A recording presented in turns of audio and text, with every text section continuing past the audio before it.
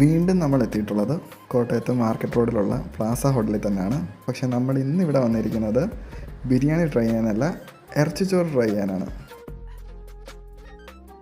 ഇറച്ചിച്ചോറ് ഇവിടെ വെള്ളിയാഴ്ച ഞായറാഴ്ച മാത്രമാണ് കിട്ടുന്നത്.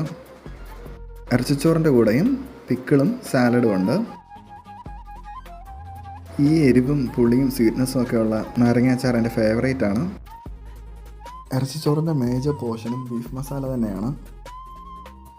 ഇറച്ചിച്ചോറിൻ്റെ കൂടെ കുടിക്കാൻ നല്ല ചൂടുവെള്ളവും കിട്ടി.